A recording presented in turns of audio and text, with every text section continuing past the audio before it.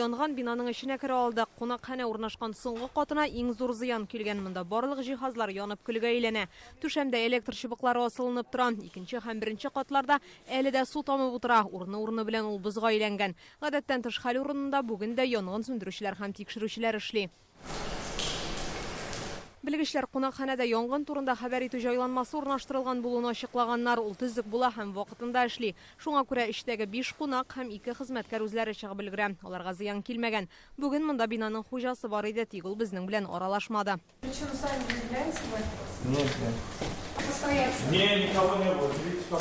Безгә мәгълүм булганча, бина 2 юридик затка карый. Отель һәм рестораннарның хуҗалары төрле була. Кунакханәне 2015 елда ачканнар.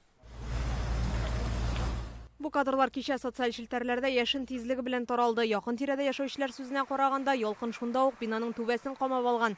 Кара төтен исе бөтен Идел буе районына тарала. На 9 этаже посмотрели, горит крыша. Янгынны без 9-нчы катның балконыннан күзәттек. Түбәсе яна башлады, бик тиз таралды. Безнең Иделгә күчмәсә ярар иде дип курыктык. Гадәттән тыш хәлләр министрлыгында әйтүләренчә, янгын 900 квадрат метрдан артык мәйданны биләп алган. Аны сәгать ярымнан соң сүндерәләр, тик пыскып, ут берничә мәртәбә янәдән каба. Бинаның корылмасы үзенчәлекле булганга күрә, аны тиз генә сүндерә алмыйлар. Бу янгын буенча тикшерү уздырыла.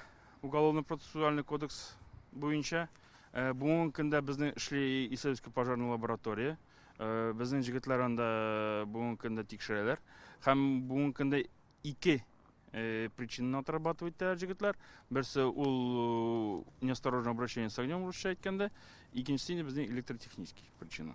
Халыкның үз фаразы. Я вот летом еще видела. Мин җәйкенедә ресторан ягыннан төтен күргән идем. Алар бит анда шашлык пешерә, ашарга әзерли. Шуның белән бәйле дип уйлыйм. Ну они же делают шашлыки, тут вот это все, мне кажется, с этим связано. За 10, наверное, пожар охватил.